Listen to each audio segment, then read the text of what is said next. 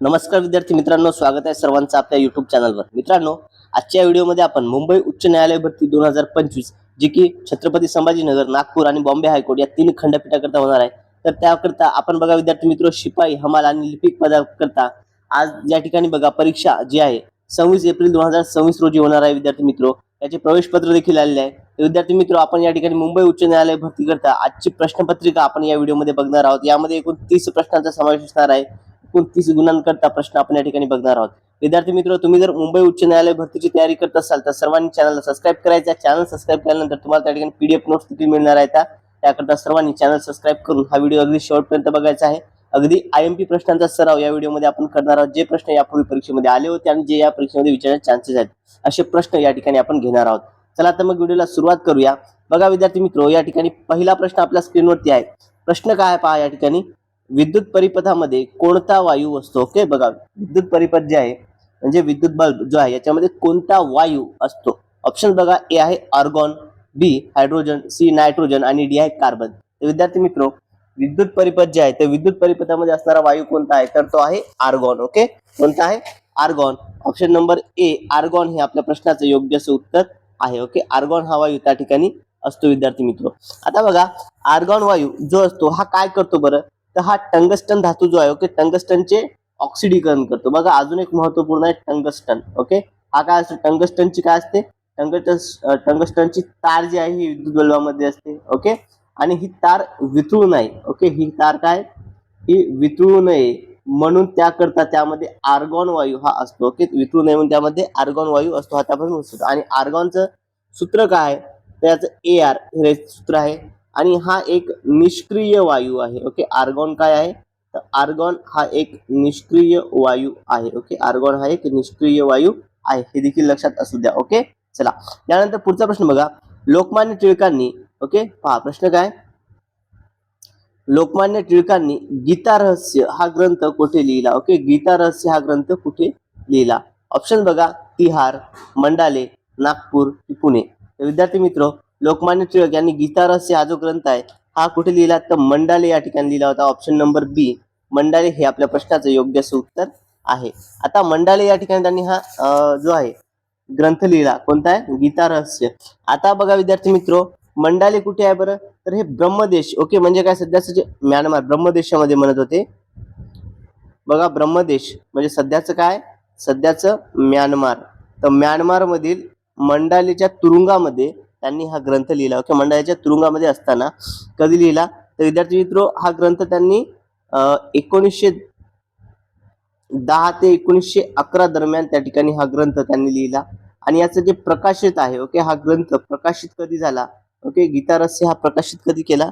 हा 1915 मध्ये त्यांनी प्रकाशित केला. ओके, 1915 मध्ये जो आहे त्यांनी हा प्रकाशित केला. आणि बघा विद्यार्थी मित्र, हा कशावर? तर भगवद्गीतेवर आधारित हा ग्रंथ आहे. ओके, भगवद्गीतेवर आधारित हा ग्रंथ आहे. गीता रहस्य त्याला नाव दिलेलं आहे. ओके, चला विद्यार्थी मित्र, व्हिडिओ आवडत असल्यास सर्वांनी व्हिडिओ लाईक करायचा आहे. तुम्ही जर अजूनही आपल्या चॅनलला सबस्क्राईब केलं नसेल ना, तर जर मुंबई उच्च न्यायालय तुम्ही तयारी करत असाल तर सर्वांनी चॅनलला सबस्क्राईब करायचं आहे. साईडला जे बेल आयकॉन आहे त्याला देखील प्रेस करायचं आहे, म्हणजे येणाऱ्या प्रत्येक व्हिडिओची अपडेट तुम्हाला मिळत राहील. यापूर्वी आपण काही व्हिडिओ अपलोड केल्या, ती व्हिडिओ देखील बघायचे आहेत. आणि जर तुम्हाला या प्रश्नांची ही पीडीएफ स्पष्टीकरणावाली डाउनलोड करायची असेल, ओके, उत्तरावाली, तर ही पीडीएफ डाउनलोड करण्याकरता तुम्ही आपला टेलिग्राम चॅनल जॉईन करायचा आहे किंवा कमेंटमध्ये मला पीडीएफ मेसेज करायचा आहे. तुम्हाला लिंक त्या ठिकाणी सेंड करून दिल्या जाईल. ओके, आणि जर अजूनही चॅनल सबस्क्राईब केलं नसेल तर सर्वांनी चॅनलला सबस्क्राईब करायचं आहे. त्यानंतर पुढचा प्रश्न बघा, सगळ्यात लवचिक वस्तू कोणती? खालीलपैकी सगळ्यात लवचिक असणारी वस्तू कोणती आहे? ऑप्शन बघा, प्लास्टिक, माती, रबर आणि स्टील. दिलेल्या पर्यायापैकी या ठिकाणी विद्यार्थी मित्र रबर जे आहे ही सर्वात लवचिक आहे. Okay, rubber option number C या प्रश्नाचं योग्य असं उत्तर आहे. यानंतर पुढील प्रश्न बघा, प्राचीन काळी, प्रश्न काय बघा, तर प्राचीन काळी किती बलुतेदार पद्धती होती? ओके, प्राचीन काळी किती बलुतेदार पद्धती होती? विद्यार्थी मित्र, प्राचीन काळी आपल्या सर्वांना माहिती आहे की किती बलुतेदार म्हणायचे? 12 बलुतेदार. ओके, किती?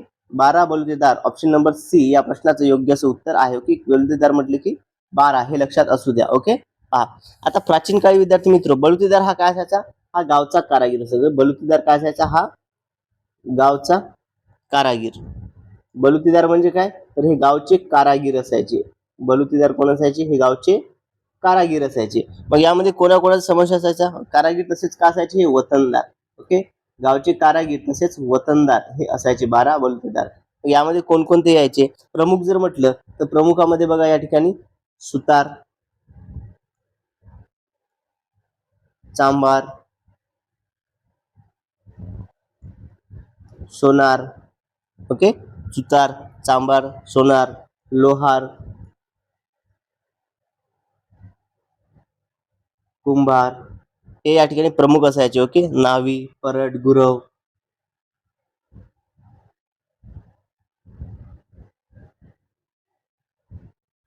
हे असे प्रमुख काही होते. ओके, किती एकूण 12 बलुतेदार. हा प्रश्न देखील आहे प्राचीन काळी किती होती 12 बलुतेदार पद्धती अस्तित्वात होती. त्यानंतर पुढचा प्रश्न बघा, पुढील प्रश्न पाहूया विद्यार्थी मित्र. बघा, संत ज्ञानेश्वरांची समाधी कुठे आहे? ओके, संत ज्ञानेश्वर यांची समाधी कुठे आहे असा प्रश्न या ठिकाणी आपल्याला विचारलेला आहे. आता हा प्रश्न विद्यार्थी मित्र मी IMP कॅटेगरीमध्ये टाकतो कारण की हा प्रश्न परीक्षेत वारंवार रिपीट होत असतो. ओके, बघा, देहू, चिंचवड, आळंदी की चाकण. ओके, तर संत ज्ञानेश्वरांची जी समाधी आहे विद्यार्थी मित्र ही कुठे आहे? तर ही आळंदी या ठिकाणी आहे. ऑप्शन नंबर सी आळंदी हे आपल्या प्रश्नाचं योग्य उत्तर आहे. ओके, संत ज्ञानेश्वरांची समाधी कुठे आहे? तर आळंदी या ठिकाणी त्यांची समाधी आहे. ओके, पहा आता विद्यार्थी मित्र, आळंदी या ठिकाणी इंद्रायणी नदीच्या काठी. ओके, आळंदी या ठिकाणी काय? इंद्रायणी नदीच्या काठी त्यांची समाधी आहे. इंद्रायणी नदीच्या काठी जी आहे त्यांची समाधी आहे आळंदी या ठिकाणी. ओके, आणि त्यांनी काय वयाच्या 21व्या वर्षी समाधी घेतली. ओके, वयाच्या कितव्या? 21व्या वर्षी जी आहे त्यांनी जलसमाधी त्या ठिकाणी घेतली. ओके, बघा, संत ज्ञानेश्वर समाधी कधी आहे त्या ठिकाणी घेतली. आणि त्यांनी सगळ्यात महत्वपूर्ण म्हणजे संत ज्ञानेश्वरांनी एक ग्रंथ लिहिला होता. ते ग्रंथ कोणत्या? त्याचं नाव काय? तर ज्ञानेश्वरी. ओके, ज्ञानेश्वरी हा ग्रंथ जो आहे संत ज्ञानेश्वरांनी लिहिला आहे त्यालाच भावार्थ दीपिका म्हणून देखील ओळखल्या जाते. ओके, चला यानंतर पुढचा प्रश्न बघा विद्यार्थी मित्र, पानशेत धरण पुण्याच्या कोणत्या तालुक्यामध्ये आहे? ओके, बघा, प्रसिद्ध असं जे पानशेतचं धरण आहे हे पुण्याच्या कोणत्या तालुक्यामध्ये आहे असा प्रश्न या ठिकाणी विचारलेला आहे. मावळ, भोर, मुळशी की वेल्हे? तर पानशेत धरण जे आहे विद्यार्थी मित्र हे कुठे आहे? हे वेल्हे तालुक्यामध्ये येतं. कोणत्या तालुक्यामध्ये येतं? वेल्हे. ऑप्शन नंबर डी आपल्या प्रश्नाचं योग्य असं उत्तर आहे. ओके, पानशेत धरण कोणत्या तालुक्यात आहे?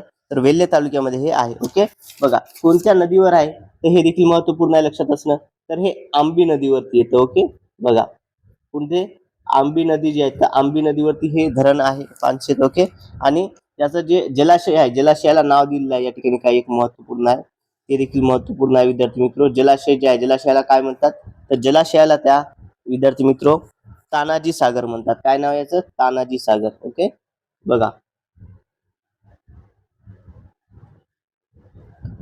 तानाजी सागर हे या जलाशयाचं नाव आहे. ओके, क्लिअर आहे सर्वांना? चला विद्यार्थी मित्र, व्हिडिओ आवडत असल्यास तुम्ही सर्वांनी काय करायचं आहे? व्हिडिओला लाईक करायचं आहे. आणि सगळ्यात महत्त्वपूर्ण म्हणजे जर तुम्ही अजूनही आपल्या चॅनलला सबस्क्राईब केलं नसेल तर सर्वांनी चॅनलला सबस्क्राईब करायचं आहे. साईडला जे बेल आयकॉन त्याला देखील प्रेस करायचं आहे विद्यार्थी मित्र. म्हणजे येणाऱ्या मुंबई उच्च न्यायालय भरती संदर्भात येणाऱ्या प्रत्येक क्लासची अपडेट तुम्हाला मिळत राहील, प्रत्येक क्लासची नोटिफिकेशन तुम्हाला मिळत राहील आणि कोणताही क्लास तुमच्याकडून मिस होणार नाही. ओके, चला, जर तुम्हाला PDF हवी असेल तर कमेंटमध्ये तुम्ही मला PDF मेसेज करायचा आहे, तुम्हाला लिंक त्या ठिकाणी सेंड करून दिल्या जाईल. यानंतर पुढील प्रश्न घेऊया. पुढचा प्रश्न बघा विद्यार्थी मित्र, महाराष्ट्र राज्याचे राज्यपाल कोण आहेत? ओके, बघा, हा प्रश्न विद्यार्थी मित्र IMP प्रश्न आहे. ओके, हा प्रश्न आपण IMP कॅटेगरीमध्ये घेऊया कारण चालू घडामोडीवरती आहे आणि आपल्याला प्रश्न परीक्षेमध्ये विचारला जाऊ शकतो. ओके, महाराष्ट्र राज्याचे राज्यपाल कोण आहेत असा प्रश्न या ठिकाणी विचारलेला आहे. ऑप्शन बघा या ठिकाणी विद्यासागर राव, आचार्य देवव्रत, CP राधाकृष्णन आणि जिष्णुदेव वर्मा. काय आहे विद्यार्थी मित्र? सध्याचे महाराष्ट्राचे राज्यपाल कोण आहेत? तर सध्या जर म्हटलं तर महाराष्ट्राचे राज्यपाल आहेत विद्यार्थी मित्र सध्याचे option number D Jishnu Dev Verma हे सध्याचे आहेत. ओके, कोण आहेत? जिष्णुदेव वर्मा हे सध्याचे महाराष्ट्राचे राज्यपाल आहेत. ओके, बघा, आता विद्यार्थी मित्र जिष्णुदेव वर्मा हे महाराष्ट्राचे 22वे ओके 22वे राज्यपाल जे आहे ठरलेले आहेत. ओके, महाराष्ट्राचे किती? तर हे 22वे राज्यपाल या ठिकाणी ठरलेले आहेत. 22वे. ओके, बघा, आता विद्यार्थी मित्र यांची नियुक्ती कधी झाली तर हे कधीपासून आहे तर हे 10 मार्च 2026 पासून. ओके, 10 मार्च 2026 पासून हे काय तर महाराष्ट्राचे राज्यपाल बनलेले आहेत. आता बघा, यापूर्वी कोण होते? यांच्यापूर्वी होते CP राधाकृष्णन. यांच्यापूर्वी कोण होते? CP राधाकृष्णन होते. आता राधाकृष्णन हे काय झाले आहेत? हे आपल्या देशाचे सध्या काय झाले आहेत विद्यार्थी मित्र? तर हे उपराष्ट्रपती. ओके, हे काय ते सध्याचे उपराष्ट्रपती झालेले आहेत. मग त्यांच्यामुळे काय जिष्णुदेव वर्मा हे जे आहेत राज्यपाल म्हणून नियुक्त झालेले आहेत. आणि यांच्यापूर्वी कोण होते तर CP राधाकृष्णनच्या पूर्वी होते आचार्य देवव्रत. ओके, आणि त्यांच्या पूर्वी विचार बघितलं तर बघा हे होते. ओके, क्लिअर आहे सर्वांना. तर विद्यार्थी मित्र, आता सगळ्यात महत्वपूर्ण राज्यपाल जे पद आहे, ओके, राज्यपाल पद. तर राज्यपाल पद कोणत्या कलमानुसार अस्तित्वात आहे? ओके, त्याची कलम आपल्याला माहिती असणं गरजेचं आहे. ओके, राज्यपाल पदाचे कलम काय आहे हे देखील खूप महत्वपूर्ण आहे, तेवढाच पॉईंट महत्वाचा आहे. तर राज्यपाल पद कोणत्या कलमानुसार अस्तित्वात आलेलं आहे? तर कलम 153, राज्यघटनेचे कलम 153 नुसार राज्यपाल पदे अस्तित्वात आलेलं आहे. ओके, बघा विद्यार्थी मित्र, अशा पद्धतीने आपण डिटेल स्पष्टीकरण या ठिकाणी घेत आहोत. जर स्पष्टीकरण आवडलं असेल तर सर्वांनी व्हिडिओ लाईक करायचं आहे, आणि जर तुम्ही अजूनही आपल्या चॅनलला सबस्क्राईब केलं नसेल तर सर्वांनी चॅनलला सबस्क्राईब करायचं आहे. ओके, चला यानंतर पुढचा प्रश्न बघा. हा प्रश्न देखील विद्यार्थी मित्र IMP आहे. परीक्षेच्या दृष्टिकोनातून महत्वपूर्ण प्रश्नच आपण या ठिकाणी घेत आहोत. बघा, सध्याचे महाराष्ट्राचे मुख्य निवडणूक आयुक्त कोण आहेत? बघा या ठिकाणी आता आपल्याला राज्यपालावरती प्रश्न विचारू शकतो, किंवा महाराष्ट्र राज्य सध्याचे जे मुख्य निवडणूक आयुक्त आहेत त्यांच्यावरती देखील प्रश्न विचारला जाऊ शकतो. मग कोण आहेत सध्याचे महाराष्ट्राचे मुख्य निवडणूक आयुक्त? ऑप्शन बघा या ठिकाणी. A Gyanesh Kumar, B UPS Madan, C Dinesh Waghmare आणि DN चौधरी. कोण आहेत विद्यार्थी मित्र सध्याचे महाराष्ट्राचे जे मुख्य निवडणूक आयुक्त आहेत महाराष्ट्र राज्याचे, ते आहेत Dinesh Waghmare. Option number C हे आपल्या प्रश्नाचं योग्य असं उत्तर आहे. ओके, दिनेश वाघमारे हे सध्याचे मुख्य निवडणूक आयुक्त आहेत. कितवे आहेत हे? तर हे विद्यार्थी मित्र हे 7वे मुख्य निवडणूक आयुक्त सध्याचे. ओके, बघा आता राज्य निवडणूक आयोग जो आहे महाराष्ट्राचा, जो मुख्य निवडणूक राज्य निवडणूक स्थापना कधी झाली होती विद्यार्थी मित्र? तर 26 एप्रिल 1984 ला. ओके, राज्य निवडणूक आयोगाची स्थापना या ठिकाणी सांगतो. जे राज्य निवडणूक आहे, ओके, याची स्थापना ही 26 एप्रिल 1994 ला जी याची स्थापना झाली होती. ओके, आणि विद्यार्थी मित्र घटना दुरुस्ती होती 73वी. ओके, 73व्या घटना दुरुस्तीनुसार जी आहे ती स्थापना करण्यात आली होती. आणि या ठिकाणी जर बघितलं तर DN चौधरी जे दिसत आहेत ते पहिले मुख्य निवडणूक आयुक्त होते. हे काय होते? पहिले राज्याचे पहिले मुख्य निवडणूक आयुक्त हे त्या ठिकाणी होते विद्यार्थी मित्र. ओके, बघा पहिले मुख्य निवडणूक आयुक्त कोण होते? तर DN चौधरी हे पहिले मुख्य निवडणूक आयुक्त होते. ओके, चला यानंतर पुढचा प्रश्न आपण घेण्यापूर्वी अजून याचं स्पष्टीकरण समजून घेऊया. आता हा झाला राज्य निवडणूक आयुक्त. ओके, हा काय झाला? राज्य निवडणूक आयुक्त. मात्र राज्य निवडणूक आयुक्ताच्या व्यतिरिक्त देखील एक आयुक्त आहे विद्यार्थी मित्र, तर तो कोणता आहे? तर बघा, राज्य निवडणूक आयोगाच्या व्यतिरिक्त देखील आहे. मग आता केंद्रीय निवडणूक आयुक्त कोणता आहे? केंद्रीय निवडणूक आयुक्त येतो. मग आता केंद्रीय निवडणूक आयुक्त म्हणजे या ठिकाणी कोण आहेत हे देखील लक्षात द्या. तर ज्ञानेश कुमार जे आहेत, ओके, बघा या ठिकाणी ज्ञानेश कुमार हे काय ते केंद्राचे आहेत. ओके, जो मुख्य निवडणूक आहे ना आयोग, हे केंद्रीय निवडणूक आयोगाचे अध्यक्ष आहेत. ओके, ज्ञानेश कुमार हे केंद्रीय निवडणूक आयोगाचे अध्यक्ष आहेत. मुख्य निवडणूक आयुक्त त्या ठिकाणी आहेत. मग मुख्य निवडणूक आयुक्त आहे, मग केंद्रीय निवडणूक आयोगाची स्थापना कधीची आहे? तर ही विद्यार्थी मित्र खूप महत्वपूर्ण आहे. तर बघा, तर ती स्थापना आहे विद्यार्थी मित्र 25 जानेवारी 1950. ओके, 25 जानेवारी 1950 ला काय मुख्य निवडणूक आयोग जो आहे तो स्थापन करण्यात आला होता. आणि सगळ्यात पहिले म्हटलं तर सुकुमार सेन. ओके, बघा ज्ञानेश कुमारच्या आधी UPS मदान होते. ओके, तर सुकुमार सेन हे पहिले मुख्य निवडणूक आयुक्त आहेत देशाचे. ओके, सुकुमार सेन हे देशाचे पहिले मुख्य निवडणूक आयुक्त होते. ओके, चला अशा पद्धतीने विद्यार्थी मित्र आपण डिटेल स्पष्टीकरण या प्रश्नात देखील बघितलं आहे. म्हणजे आता या टाईपवर तुम्हाला कुठल्याही पद्धतीने जरी प्रश्न आला तर तुमचा तो त्या ठिकाणी चुकणार नाही. ओके, चला यानंतर पुढील प्रश्न बघा. हा प्रश्न देखील महत्वपूर्ण आहे तितकाच परीक्षेच्या दृष्टिकोनातून. बघा, मुंबई उच्च न्यायालयाचे मुख्य न्यायाधीश कोण आहेत? ओके, सध्याचे मुंबई उच्च न्यायालयाचे मुख्य न्यायाधीश कोण आहेत असा प्रश्न या ठिकाणी आपल्याला विचारलेला आहे. ऑप्शन बघा, न्यायमूर्ती आलोक आराध्य, B न्यायमूर्ती श्री चंद्रशेखर, C MC छागला आणि D न्यायमूर्ती दीपंकर दत्ता. तर सध्याचे मुख्य निवडणूक आयुक्त कोण आहेत?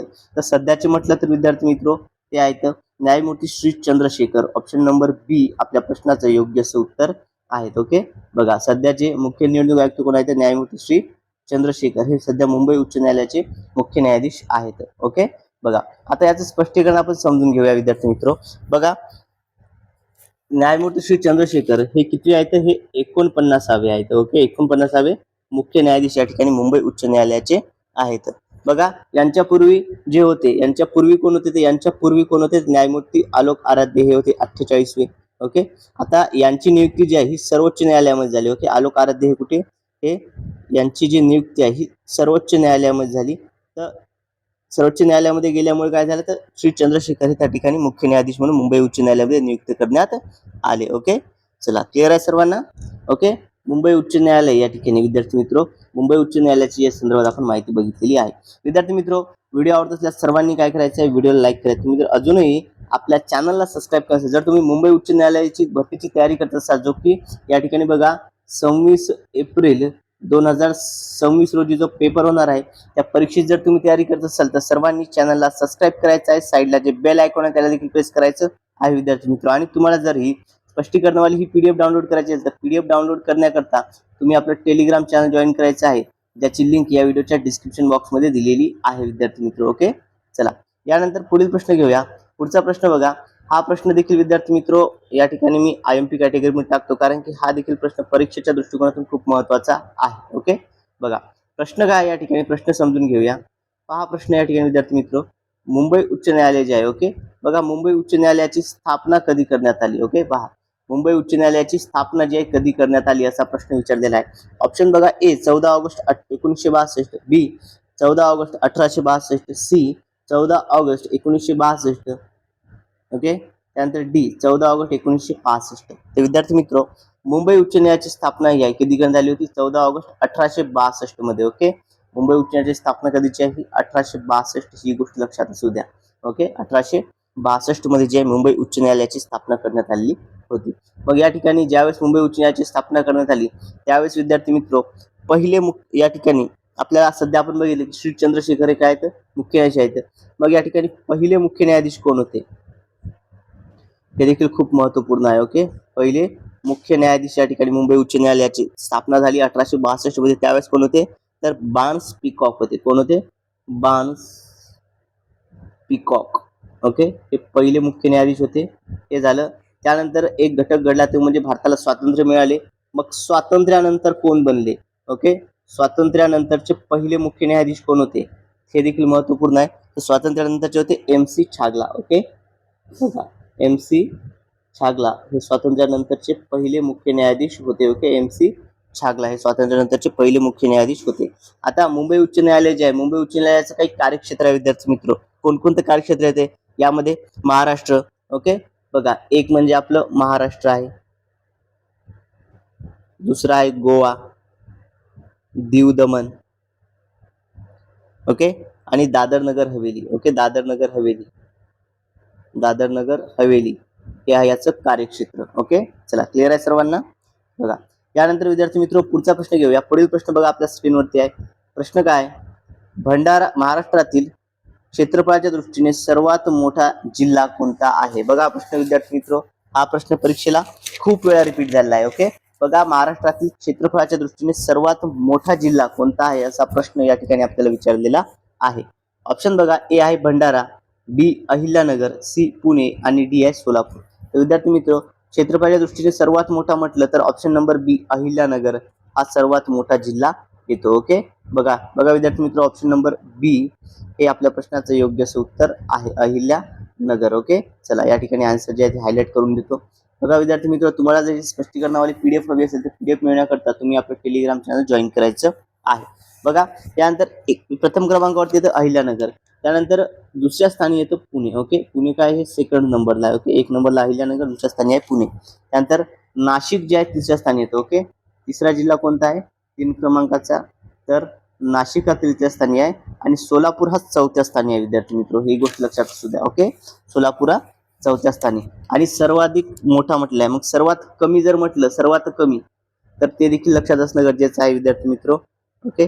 सर्वात कमी क्षेत्रफळ कोणत्या जिल्ह्याचं आहे, तर सर्वात कमी असणारा जिल्हा आहे तो म्हणजे मुंबई शहरचा आहे. ओके. कशाचा आहे, मुंबई शहरचं सर्वात कमी जे क्षेत्रफळ आहे ते 157 km² येतं. ओके. किलोमीटर चौकिमी, 157 चौकिमी. अहिल्यानगरचा आहे विद्यार्थी मित्र 17,048 चौरस किलोमीटर, पुण्याचं येतं 15,643 चौरस किलोमीटर, त्यानंतर नाशिकचं 15,582 चौरस किलोमीटर आणि सोलापूर 14,894 किलोमीटर. ओके. चौरस किलोमीटर इतकं आहे. यानंतर पुढचा प्रश्न बघा, आचार्य विनोबा भावे यांचा जन्म कोणत्या ठिकाणी, जन्म ठिकाण कोणत्या कोणत्या ठिकाणी त्यांचा जन्म झाला असा प्रश्न या ठिकाणी आपल्याला विचारलेला आहे. ओके, बघा आता विनोबा भावे यांचा जन्म कोणत्या ठिकाणचा आहे असा प्रश्न आहे. बघा मोझरी, गागोदे, पवनार आणि अजिंठा. तर विनोबा भावे यांचा जन्म हा गागोदे या ठिकाणी झाला होता. ऑप्शन नंबर बी हे या प्रश्नाचं योग्य उत्तर आहे. ओके, बघा यांचा जन्म विद्यार्थी मित्र हा 11 सप्टेंबर, ओके बघा कधी झाला होता, 11 सप्टेंबर 1895 मध्ये झाला होता. कोणत्या ठिकाणी, गागोदे या ठिकाणी. गागोदे हे ठिकाण कोणते आहे तर विद्यार्थी मित्र हे रायगड मध्ये येतं. गागोदे कुठे येतं, रायगड मध्ये. गागोदे ठिकाणी रायगड जिल्ह्यामध्ये आहे. ओके, बघा यांचं मूळ नाव देखील महत्वपूर्ण आहे. ओके, विनोबा भावे यांचं मूळ नाव काय होतं देखील आपल्याला माहिती असणं गरजेचं आहे. तर त्यांचं मूळ नाव होतं विद्यार्थी मित्र बघा विनायक नरहर भावे. ओके, काय होते, विनायक नरहर भावे हे त्यांचं मूळ नाव. आता सगळ्यात महत्वपूर्ण म्हणजे हे काय आहे तर हे भूदान चळवळ जी होती, भूदान चळवळ. ओके, बघा विद्यार्थी मित्र तर हे भूदान चळवळीचे प्रणेते होते. ओके, भूदान चळवळीचे प्रणेते त्या ठिकाणी होते. आणि सगळ्यात महत्वपूर्ण म्हणजे एक गोष्ट आहे ती म्हणजे हे पहिले वैयक्तिक सत्याग्रही. ओके, या देखील प्रश्न विचारला जातो आपल्याला, पहिले वैयक्तिक सत्याग्रही कोण होते तर आचार्य विनोबा भावे होते. ओके, तर हे भूदान चळवळ तसेच पहिले वैयक्तिक सत्याग्रही देखील होते. हा पॉईंट देखील तितकाच महत्वपूर्ण आहे. ओके, पहिले वैयक्तिक सत्याग्रही ऑप्शन नंबर या ठिकाणी. अशा पद्धतीने आपण डिटेलमध्ये स्पष्टीकरण या प्रश्नांचं आपण घेत आहोत. विद्यार्थी मित्र व्हिडिओ आवडत असल्यास सर्वांनी व्हिडिओ लाईक करायचा आहे. आणि जर तुम्ही अजूनही आपल्या चॅनलला सबस्क्राईब केलं नसेल तर सर्वांनी चॅनलला सबस्क्राईब करायचं आहे. साईडला जे बेल आयकॉन आहे याला देखील प्रेस करायचा आहे, म्हणजे येणारा प्रत्येक व्हिडिओची अपडेट तुम्हाला मिळत राहील. आणि जर तुम्हाला या प्रश्नांची ही PDF डाउनलोड करायची असेल तर PDF डाउनलोड करण्याकरता तुम्ही आपलं टेलिग्राम चॅनल जॉईन करायचं आहे, ज्याची लिंक या व्हिडिओच्या डिस्क्रिप्शन बॉक्समध्ये दिली आहे. मी किंवा कमेंटमध्ये मला PDF मेसेज करायचा आहे, तुम्हाला लिंक त्या ठिकाणी सेंड करून दिल्या जाईल. आणि यापूर्वी आपण मुंबई उच्च न्यायालयावरती काही महत्त्वपूर्ण प्रश्नाचे व्हिडिओज आपण घेतलेले आहेत, ते व्हिडिओ देखील तुम्ही जाऊन त्या ठिकाणी बघायची आहेत विद्यार्थी मित्र. ओके, चला यानंतर पुढील प्रश्न घेऊया. पुढचा प्रश्न पहा आपल्या स्क्रीनवरती आहे. प्रश्न काय, बॉम्बे हाय कशासाठी प्रसिद्ध आहे. ओके, बघा बॉम्बे हाय हे प्रसिद्ध ठिकाण कशासाठी प्रसिद्ध आहे बरं, बघा त्या ठिकाणी कोळसा, संत्री, खनिज तेल की हिरे. तर बॉम्बे हाय हे ठिकाण खनिज तेलाकरता प्रसिद्ध आहे. ओके, ऑप्शन नंबर सी खनिज तेल हे या प्रश्नाचं योग्य असं उत्तर आहे. ओके, चला यानंतर पुढील प्रश्न बघा. पुढचा प्रश्न आपल्या स्क्रीनवरती आहे विद्यार्थी मित्र. मुले अभ्यास करतात. ओके, या वाक्याला आज्ञार्थी करायचं आहे. मुले अभ्यास करतात या वाक्याचं आज्ञार्थी वाक्य काय असणार आहे. मुलांना अभ्यास करा, मुले अभ्यास करतात, मुले अभ्यास करतील की मुलांनी अभ्यास करावा. विद्यार्थी मित्र या ठिकाणी बघा मुलांनी अभ्यास करावा हा काय आज्ञार्थी आहे का. ओके, बघा हा काय, हा आदेश आहे, आज्ञार्थी म्हटलेला आहे या ठिकाणी. तर आज्ञार्थी कोणता आहे, मुलांना अभ्यास करा ही आज्ञा झाली. ओके, ऑप्शन नंबर ए मुलांना अभ्यास करा हे या प्रश्नाचं योग्य उत्तर असणार आहे. ओके, मुलांना अभ्यास करा, आज्ञार्थी करायचे आहे तर मुलांना अभ्यास करा. यानंतर पुढील प्रश्न बघा विद्यार्थी मित्र. पुढचा प्रश्न काय आपल्या स्क्रीनवरती आहे. प्रश्न पहा, राष्ट्रपती व मंत्रिमंडळ यांच्यातील दुवा. ओके, राष्ट्रपती व मंत्रिमंडळ यांच्यातील दुवा कोण असतो असा प्रश्न या ठिकाणी आपल्याला विचारलेला आहे. राष्ट्रपती आणि मंत्रिमंडळ यांच्यातील दुवा कोण असतो. बघा विद्यार्थी मित्र, पंतप्रधान, राष्ट्रपती, सरन्यायाधीश की राज्यपाल.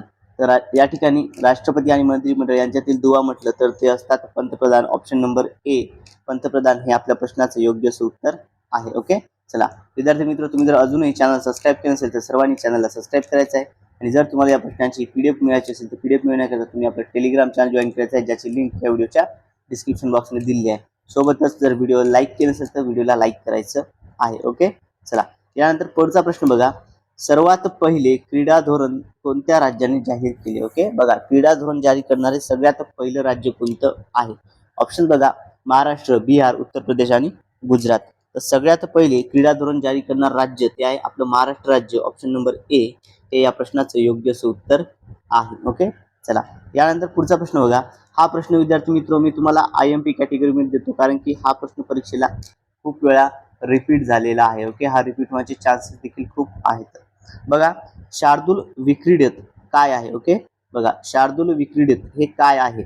शार्दूल विक्रीडित हे काय, रस, समास अक्षर गणवृत्त की मात्रावृत्त? शार्दूल विक्रीडक हे काय अक्षर गणवृत्त आहे, त्यामुळे ऑप्शन नंबर सी अक्षर गणवृत्त हे या प्रश्नाचं योग्य असं उत्तर असणार आहे. ओके, अक्षर गणवृत्त हे आहे. त्यानंतर हा प्रश्न बघा विद्यार्थी मित्र, आपल्याला संगणक या घटकावरती देखील परीक्षेमध्ये प्रश्न विचारले जातात, यावर आधारित हा प्रश्न आहे. प्रश्न बघा, 1 किलो बाईट्स म्हणजे किती बाईट्स? ओके, 1 किलो बाईट्स म्हणजे किती बाईट्स? 1 किलो बाईट मध्ये किती बाईटचा समावेश होतो? तर विद्यार्थी मित्र बघा, 1000, 1024, 2000 की 2024. तर 1 किलो बाईट म्हणजे किती? 1024 बाईट्स. ओके, 1024 बाईट्स असं त्या ठिकाणी होतं. त्यामुळे या ठिकाणी ऑप्शन नंबर बी 1024 हे या प्रश्नाचं योग्य असं उत्तर आहे. ओके, चला यानंतर पुढील प्रश्न बघा. पुढचा प्रश्न विद्यार्थी मित्र खूप महत्वपूर्ण आहे, चालू घडामोडीवरचा प्रश्न आहे आणि हा प्रश्न तुम्ही नोट डाऊन करू घ्या किंवा त्याचा स्क्रीनशॉट करून घ्या. ओके, IMP असा हा प्रश्न आहे. बघा विद्यार्थी मित्र, प्रश्न काय आहे? अंदमान निकोबारची राजधानी कोणती आहे? हा प्रश्न खूप वेळा परीक्षेमध्ये रिपीट झाला आहे विद्यार्थी मित्र. ओके, अंदमान निकोबारची राजधानी कोणती आहे? ऑप्शन बघा, श्री विजयापुरम, बी दमन, सी आहे गांधीनगर आणि डी आहे कवरती. ओके, कौतरी. बघा विद्यार्थी मित्र, अंदमान निकोबारची राजधानी जी आहे ती कोणती आहे? श्री विजयापुरम ही आहे. ओके, बघा श्री विजयापुरम हे या प्रश्नाचं योग्य असं उत्तर आहे, अंदमान निकोबारची राजधानी. तर बघा विद्यार्थी मित्र, श्री विजयापुरम याचं जुनं नाव काय होतं? तर port Blair. Okay, port Blair जे होतं त्याचं नाव बदलण्यात आलेलं आहे. ओके, जुनं नाव काय होतं? पोर्ट ब्लेअर. यापूर्वी आपल्याला माहित आहे की अंदमान निकोबारची राजधानी म्हटलं तर आपण पोर्ट ब्लेअर हे उत्तर निवडायचो. मात्र आता याचं काय नामकरण जे आहे हे विजयापुरम करण्यात आलं. श्री विजयापुरम हे नामकरण करण्यात आलं आहे. ऑप्शन नंबर ए हे लक्षात असू द्या. ओके, अंदमान निकोबारची राजधानी कोणती? तर आहे पोर्ट ब्लेअर म्हणजे श्री विजयापुरम हे या ठिकाणी नामकरण झालेलं आहे. ओके, चला कधीपासून झालं नामकरण याचं हे देखील महत्वपूर्ण आहे. तर सप्टेंबर 2024 पासून.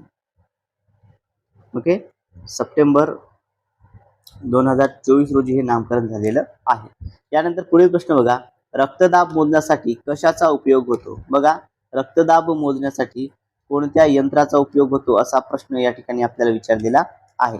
ऑप्शन बघा, स्टिग्नो मॅनोमीटर, बॅरोमीटर, हायग्रोमीटर आणि नॅनोमीटर. तर विद्यार्थी मित्र, रक्तदाब मोजण्यासाठी या ठिकाणी स्पिग्मो मॅनोमीटरचा उपयोग होत असतो. ऑप्शन नंबर ए या प्रश्नाचं योग्य असं उत्तर आहे, स्पिग्मो मॅनोमीटर. तर बघा विद्यार्थी मित्र, अशा पद्धतीचे हे यंत्र असतं या टाईपचं. ओके, या ठिकाणी तुला दिलेलं आहे तुम्हाला. या ठिकाणी हा जो असतो हाताला लावला जातो आणि यामध्ये काउंटिंग जी आहे येत असतो. ओके, बीपी मोजण्यासाठी रक्तदाबासाठी स्पिग्मो मॅनोमीटर या यंत्राचा वापर केला जातो. ओके, चला यानंतर पुढील प्रश्न घेऊया. पुढील प्रश्न बघा विद्यार्थी मित्र, काय महाराष्ट्रातील कोणत्या विभागात सर्वाधिक खनिज धारण क्षेत्र आहे? ओके, बघा महाराष्ट्राचे जे विभाग आहेत त्या विभागापैकी कोणत्या विभागात सर्वाधिक खनिज धारण क्षेत्र आहे? विद्यार्थी मित्र, आता बघा या ठिकाणी एक समजून घेऊया आपण. आपल्याला काय विचारलं आहे? कोणता विभाग विचारलेला आहे. ओके, मग विभागामध्ये या ठिकाणी आपल्याला जिल्ह्या बघा, संभाजीनगर हा एक विभाग झाला. ओके, त्यानंतर जळगाव विभाग आहे का? नाही. सिंधुदुर्ग आहे का? नाही. हे दोन विभाग नाही, त्यामुळे हे दोन ऑप्शन एलिमिनेट. नागपूर आणि संभाजीनगर. तर सर्वाधिक खनिज म्हटलं तर नागपूर विभागामध्ये आढळतं. ओके, ऑप्शन नंबर बी नागपूर हे या प्रश्नाचं योग्य असं उत्तर आहे. सर्वाधिक खनिज जे आहे हे नागपूर विभागामध्ये आढळतं. मग आता नागपूर विभागामध्ये काही जिल्हे आहेत, यामध्ये कोणकोणता येतो? यामध्ये चंद्रपूर, गडचिरोली, भंडारा, गोंदिया आणि नागपूर आणि यवतमाळ येतात. ओके, बघा आता हे काय आहे विद्यार्थी मित्र? तर खनिज उत्पादनात मध्ये आघाडीवर आहे. ओके, हे काय खनिज उत्पादनामध्ये आघाडीत आहे. त्यानंतर एक महत्वपूर्ण आहे ते म्हणजे गडचिरोली हा जो जिल्हा येतो यामध्ये. ओके, नागपूर विभागात जो गडचिरोली येतो, तर गडचिरोलीमध्ये विद्यार्थी मित्र यामध्ये लोह खनिज खूप जास्त प्रमाणात आढळतं. ओके, गडचिरोलीमध्ये लोह खनिजाचं प्रमाण खूप जास्त आहे. ओके, खनिजाच्या बाबतीत जर म्हटलं तर नागपूर विभाग हा सर्वसंपन्न आहे. यानंतर पुढचा प्रश्न बघा. पुढील प्रश्न काय? महाराष्ट्राच्या कोणत्या जिल्ह्याला लोणार सरोवर आहे? ओके, महाराष्ट्राच्या कोणत्या जिल्ह्यात लोणार सरोवर आहे असा प्रश्न या ठिकाणी विचारलेला आहे. बघा या ठिकाणी ऑप्शन बघा विद्यार्थी मित्र, नागपूर, बुलढाणा, छत्रपती संभाजीनगर आणि अहिल्यानगर. तर लोणार सरोवर हे बुलढाणा जिल्ह्यामध्ये येतं. ऑप्शन नंबर बी हे आपल्या प्रश्नाचं योग्य असं उत्तर आहे. ओके, लोणार सरोवर हे कोणत्या बुलढाणा जिल्ह्यामध्ये आहे. बघा विद्यार्थी मित्र, या ठिकाणी लोणार सरोवर हे उल्कापातामुळे निर्माण झालेलं आहे. ओके, कशामुळे निर्माण झालेलं आहे? तर हे उल्कापात जो आहे, लोणार सरोवर हे उल्कापातामुळे निर्मिती याची झालेली आहे. उल्कापातामुळे निर्मिती जी आहे लोणार सरोवराची झालेली आहे, हे देखील लक्षात असू द्या. आणि हे कोणत्या पाण्याचं आहे? तर हे खाऱ्या पाण्याचं सरोवर आहे. ओके, खाऱ्या पाण्याचे सरोवर आहे. लोणार सरोवर हे एक खाऱ्या पाण्याचे सरोवर आहे. हे पॉईंट देखील लक्षात असू द्या. कोणत्या जिल्ह्यामध्ये आहे तर हे बुलढाणा जिल्ह्यामध्ये येतं. हा प्रश्न देखील परीक्षेला यापूर्वी परीक्षेमध्ये आलेला विद्यार्थी मित्र, त्यामुळे हा प्रश्न रिपीट होण्याचे चान्सेस आहेत. एमपी कॅटेगरीमध्ये नोट डाऊन करून घेऊया. त्यानंतर पुढील प्रश्न बघा, महाराष्ट्रातील कोणत्या जिल्ह्यात टिपेश्वर वन्यजीव अभयारण्य आहे. ओके, बघा कोणता जिल्हा ज्यामध्ये काय तर टिपेश्वर वन्यजीव अभयारण्य हे येत आहे. नागपूर, पुणे, यवतमाळ की सोलापूर. तर विद्यार्थी मित्र, टिपेश्वर वन्यजीव अभयारण्य हे यवतमाळ जिल्ह्यामध्ये येतं. ऑप्शन नंबर सी यवतमाळ हे आपल्या प्रश्नाचं योग्य उत्तर असणार आहे. ओके, चला विद्यार्थी मित्र, जर तुम्ही मुंबई उच्च न्यायालय भरती तयारी करत असाल आणि जर तुम्ही अजूनही आपल्या चॅनलला सबस्क्राईब केलं नसेल तर सर्वांनी चॅनलला सबस्क्राईब करायचं आहे. साईडला जे बेल आयकॉन आहे याला देखील प्रेस करायचं आहे, म्हणजेच या ठिकाणी येणाऱ्या आगामी व्हिडिओची अपडेट तुम्हाला मिळते आणि कोणताही व्हिडिओ तुमच्याकडून मिस होणार नाही. आणि सोबतच जर तुम्हाला ही पीडीएफ डाउनलोड करायची आहे स्पष्टीकरणावाली, ओके, ही पीडीएफ जर तुम्हाला हवी असेल तर ही पीडीएफ मिळवण्याकरता तुम्ही आपलं टेलिग्राम चॅनल जॉईन करायचं आहे, ज्याची लिंक या व्हिडिओच्या डिस्क्रिप्शन बॉक्समध्ये दिली आहे, किंवा आपलं चॅनल सबस्क्राईब करून मला कमेंटमध्ये तुम्ही पीडीएफ मेसेज करायचा आहे, मी तुम्हाला त्या ठिकाणी लिंक सेंड करून देईल. ओके, चला यानंतर पुढीलचा प्रश्न बघा. पुढील प्रश्न आपल्या स्क्रीनवरती आहे. प्रश्न काय, खुदाई खिदमतगार या संस्थेचे संस्थापक कोण आहेत. ओके, खुदाई खिदमतगार याचे संस्थापक कोण आहेत. बघा विद्यार्थी मित्र, हा प्रश्न देखील परीक्षेला या ठिकाणी रिपीट झालेला आहे, त्याच्यामुळे मी आयएमपी म्हणून कन्सिडर करतो. ओके, बघा आता या ठिकाणी खुदाई खिदमतगार चे संस्थापक कोण होते. मौलाना आझाद, खान अब्दुल गफार खान, शौकत अली की मोहम्मद अली. या ठिकाणी खुदाई खिदमतगारचे जे संस्थापक होते तर ते कोण होते विद्यार्थी मित्र, खान अब्दुल गफार खान. ऑप्शन नंबर बी हे आपल्या प्रश्नाचं योग्य उत्तर आहे. ओके, खान अब्दुल गफार खान. तर बघा विद्यार्थी मित्र, याचं स्पष्टीकरण समजून घेऊया. हे जे आहेत यांनी स्थापना ही 1929 मध्ये ज्याची स्थापना केली होती. ओके, खुदाई खिदमतगारची स्थापना 1929 मध्ये केली. यांना सरहद्द गांधी किंवा फ्रंटियर गांधी म्हणून ओळखले जाते. ओके, बघा यांना फ्रंटियर गांधी म्हणून देखील ओळखल्या जातं किंवा सरहद्द गांधी देखील म्हणतात. ओके, बघा आता विद्यार्थी मित्र, हे पहिले असे गैर भारतीय आहेत ज्यांना भारतरत्न पुरस्कार मिळाला होता. कधी 1987 मध्ये हा पुरस्कार मिळाला. हे पहिले गैर भारतीय आहेत आणि यांचा एक सत्याग्रह आहे प्रसिद्ध, तो म्हणजे पेशावरचा सत्याग्रह. ओके, पेशावरचा सत्याग्रह हा त्यांचा प्रसिद्ध आहे. यांना सरहद्द गांधी म्हणून देखील ओळखलं जातं. सोबतच काय तर यांना सरहद्द गांधी म्हणून देखील ओळखल्या जातं. लक्षात असू द्या कोण आहे ते, खान अब्दुल गफार खान. ओके, चला क्लिअर आहे सर्वांना. यानंतर पुढचा प्रश्न बघा. पुढील प्रश्न आपल्या स्क्रीनवरती आहे. प्लासी येथे सिराज उद्दौला विरुद्ध कंपनीच्या सैन्याचे नेतृत्व कोणी केले. ओके, बघा प्लासी येथे जी लढाई झाली होती, ओके, तर प्लासीच्या लढाईमध्ये जे आहे तर सैन्य जे आहे कंपनीचं जे होतं, कंपनीच्या सैन्याचं नेतृत्व कोणी केलं होतं. ऑप्शन बघा, ए वॉरन हेस्टिंग, बी रॉबर्ट क्लाइव्ह, सी विल्यम पिट आणि डी लॉर्ड वेलेस्ली. या ठिकाणी कंपनीच्या सैन्याचं जे नेतृत्व आहे हे कोणी केलं होतं विद्यार्थी मित्र, तर रॉबर्ट क्लाइव्ह यांनी केलं होतं. ऑप्शन नंबर बी या प्रश्नाचं योग्य उत्तर आहे. Okay, Robert Clive. बघा या ठिकाणी विद्यार्थी मित्र, सिराज उद्दौला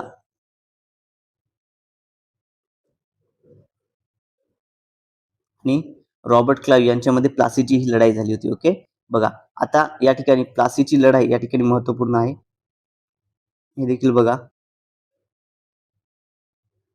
प्लासीची लढाई ही कधी झाली होती रे, तर प्लासीची लढाई जर विचारलं आपल्याला लक्षात असू द्या 23 जून 1757 मध्ये प्लासीची लढाई ही झाली होती. ओके, बघा यामध्ये काय तर सिराज उद्दौला यांच्या सैन्याचा सेनापती होता तो म्हणजे मीर जाफर. ओके, मीर जाफर होता. याने काय केला तर याने विश्वासघात केला. ओके, मीर जाफरने काय केला, विश्वासघात केला आणि हा इंग्रजांच्या सैन्याला जाऊन मिळाला, कंपनीच्या सैन्याला जाऊन मिळाला. मग त्याच्या विश्वासघातामुळे काय झालं विद्यार्थी मित्र, तर त्याच्या विश्वासघातामुळे या ठिकाणी फक्त 3000 सैनिकांनी काय केलं तर या ठिकाणी सिराज उद्दौला यांच्या 50,000 ओके सैन्याचा काय केला तर पराभव केला. 3000 आणि 50,000 सैन्याचा पराभव केला. आणि यामध्ये जी प्लासी लढाई होती, याच लढाईने काय झालं तर ब्रिटिश सत्तेचा पाया जो आहे हा भारतामध्ये रोवला गेला असं देखील म्हणतात. ओके, ब्रिटिश सत्तेचा पाया भारतामध्ये रोवला गेला. बघा याचं डिटेल स्पष्टीकरण या ठिकाणी आपण बघूया. प्लासीच्या लढाईत म्हणजे 23 जून 1757 मध्ये सिराज उद्दौला विरुद्ध कंपनीच्या म्हणजे ब्रिटिश ईस्ट इंडिया कंपनी सैन्याचे नेतृत्व रॉबर्ट क्लाइव्ह यांनी केले. नेतृत्व रॉबर्ट क्लाइव्ह, इकडं बंगालचं नाव कोणतं सिराज उद्दौला. याचाच परिणाम काय झाला तर रॉबर्ट क्लाइव्हच्या 3000 सैन्यांनी सिराज उद्दौलाच्या 50,000 सैन्याचा पराभव केला, कारण सिराज उद्दौला यांचा सेनापती मीर जाफर यांनी विश्वासघात केला होता. ओके, चला विद्यार्थी मित्र, होप सर्वांना हा व्हिडिओ समजला असेल, सर्वांना स्पष्टीकरण आवडलं असेल. विद्यार्थी मित्र, जर तुम्ही अजूनही आपल्या चॅनलला सबस्क्राईब केलं नसेल तर सर्वांनी चॅनलला सबस्क्राईब करायचं आहे. साईडला जे बेल आयकॉन आहे याला देखील प्रेस करायचं आहे. आणि जर तुम्हाला या प्रश्नांची ही PDF नोट्स हवी असेल तर PDF नोट्स मिळवण्याकरता आपलं टेलिग्राम चॅनल तुम्ही जॉईन करायचं आहे, ज्याची लिंक या व्हिडिओच्या डिस्क्रिप्शन बॉक्समध्ये दिली आहे, किंवा कमेंटमध्ये मला PDF मेसेज करायचा आहे, तुम्हाला लिंक त्या ठिकाणी सेंड करून देईल. ओके, बघा विद्यार्थी मित्र, परीक्षेला खूप कमी अवधी शिल्लक आहे, त्यामुळे सर्वांनी जो आहे व्हिडिओ फास्ट ट्रॅक मध्ये बघायचे आहेत. ओके, चला मित्रांनो, आजच्या या व्हिडिओमध्ये एवढंच. भेटूया तर पुढच्या व्हिडिओमध्ये. Thank you so much.